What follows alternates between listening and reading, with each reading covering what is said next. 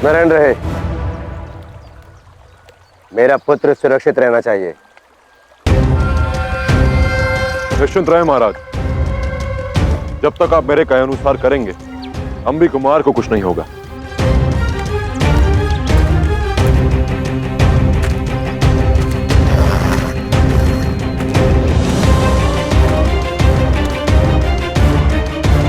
वो तभी संभव है जब तुम झेलम पार करने का अपना दावा सिद्ध करोगे। वो देखो सामने।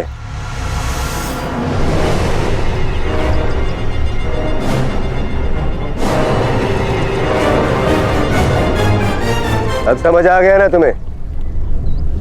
पूरी सेना के साथ झेलम को पार करना बच्चों का खेल नहीं। उचित होगा कि तुम अंबी कुमार को तक्षशिला वापस लाने का संदेश भिजवा दो। इतनी बड़ी सेना के साथ झेलम को पार करना असंभव है।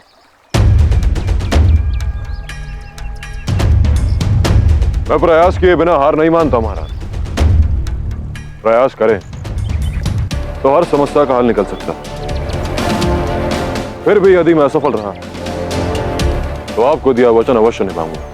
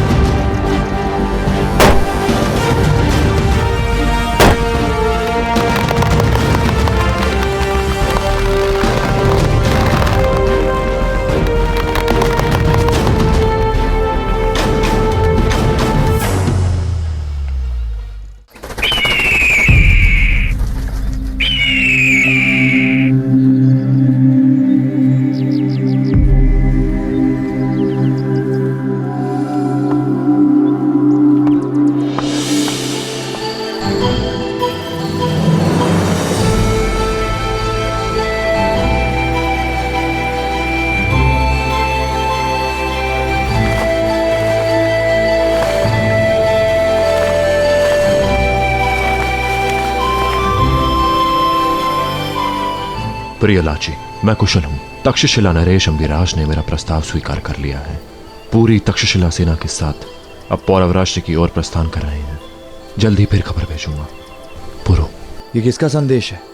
क्या लिखा है इसमें?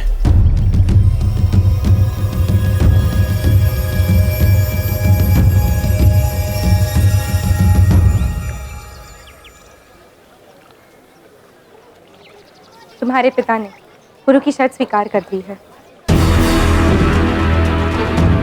पुरु तक्षशिला के सैनिकों के साथ पौरव राष्ट्र की ओर निकल चुका है।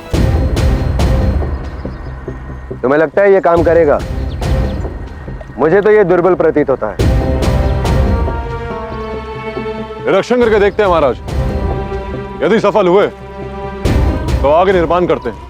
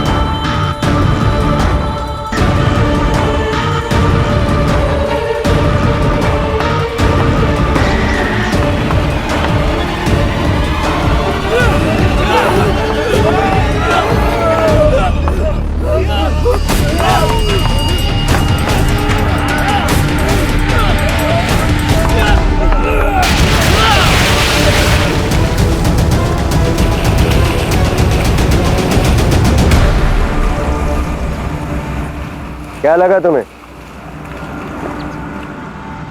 सेतु का निर्माण करना केवल तुम्हें आता है? हमने ये प्रयास पहले नहीं किए। समस्या सेतु की नहीं है पुरुषोत्तम, समस्या है उस भार की जिसे सेतु सहन नहीं कर सकता। पहले ही कहा था असफल हो गए। अब अपना वचन निभाओ और मुझे मेरा पुत्र लौटाओ। महाराज, मेरा प्रयास तो सफल हुआ है, मैं नहीं। मुझे विश्वास है कि मुझे कुछ और समय मिले तो मैं अपना मार्ग बनाने में सफल अवश्य हूं। एक दिन 8 पहर जो करना चाहो करो, और यदि उसके पश्चात भी असफल रहे तो मैं अपनी सेना वापस भेज दूंगा और तुम मुझे मेरा पुत्र लौटाओगे।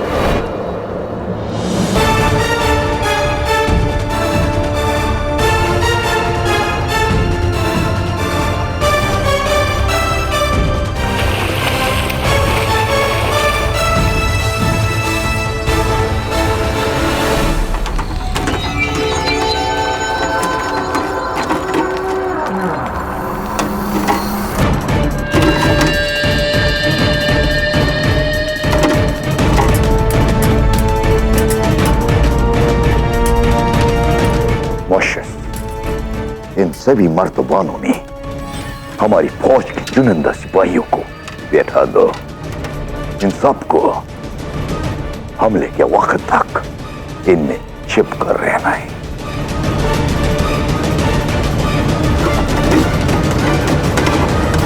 ख्याल रहे सब मुर्दों के मोनिम इन मर्तबानों में छुपे रहेंगे। कोई ऐसी हरकत नहीं करेंगे जिससे दुश्मन को तुम्हारे अंदर होने का अंदेशा हो।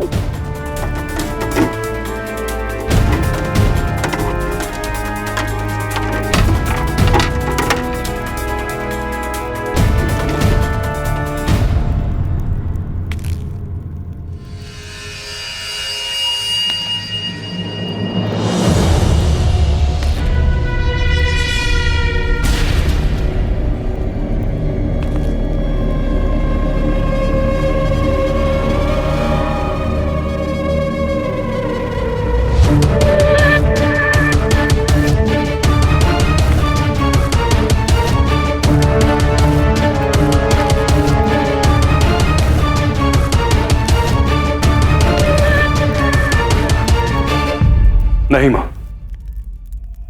मैं पौरव राष्ट्र छोड़कर कहीं नहीं जाऊंगा। तब तक नहीं जाऊंगा जब तक मुझे बाबा की हत्या का सत्य ज्ञात नहीं होता।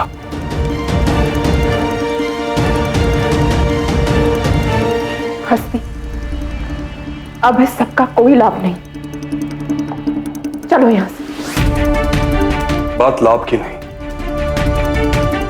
उस हानि की है जो मैंने अपने बाबा की मृत्यु के बाद उठाई। बात उस ग्लानि की है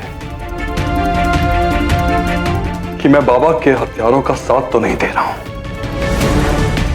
नहीं मां, मैं कहीं नहीं जाऊंगा। और यदि इस सब के पीछे शाह जराज का हाथ है तो उसे अपनी भूल का मूल्य चुकाना होगा।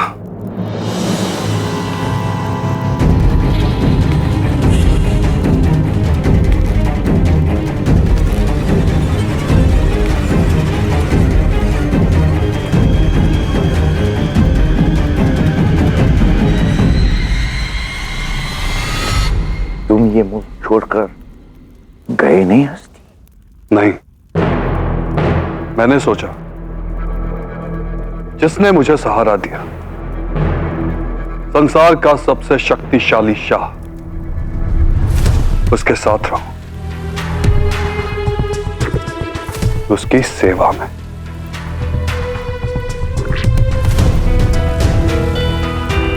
ऐन वक्त पर अचानक से तरकीब में तब्दीली शहंशाह को फकीर भी बना सकती है हस्ती।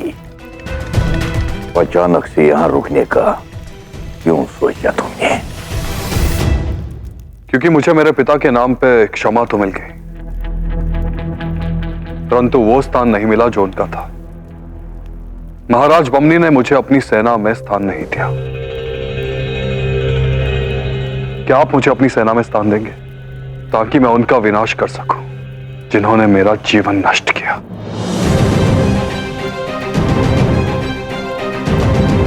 नाना कहिएगा शाह डराइस, मैं उस निष्ठावान रिपुदमन का पुत्र हूं जिनकी पौरवों ने हत्या कर दी। आपने मुझे अपना प्रतिशोध लेने के लिए एक अवसर प्रदान किया। बस अपने पिता की मृत्यु के प्रतिशोध के लिए एक अवसर और चाहता हूं।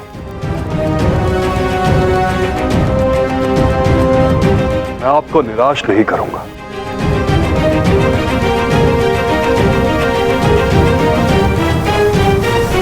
ठीक है, दिया काम।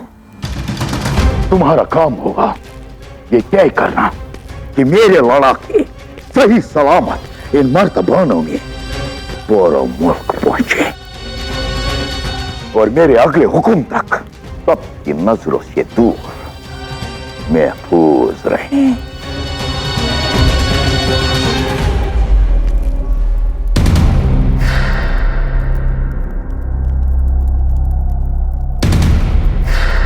शादी की रात पूरे मुल्क के शाही खानदान की आखिरी रात होनी चाहिए। ऐसी रात जिसकी सुबह ना हो।